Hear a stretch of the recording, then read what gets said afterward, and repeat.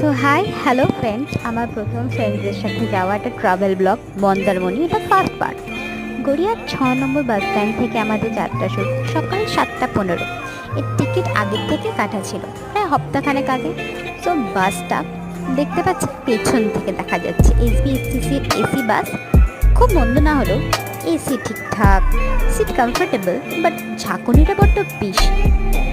তো আমরা এই সিটেই বসেছিলাম এবং বাসটা এবারে চালু হওয়া স্টার্ট হবে, তো আমাদের গন্তব্য শুরু। মাঝ রাস্তায় হল্ট করে এই জায়গায় দাঁড়ানো হয় এবং এটা ছিল কোলাঘাট।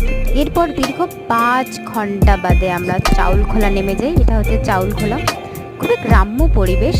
আর এখানে যে শেয়ার অটো দেখতে পাচ্ছেন, এই শেয়ার অটোতে প্রায় 5 মিনিট দাঁড়িয়ে আমরা অটোটা পেয়ে যাই। তো প্রায় 20 মিনিট বাদে আমরা রয়্যাল গীতাঞ্জলি রিসর্টে পৌঁছে যাই। বেশি দূর না, কাছে। রোজ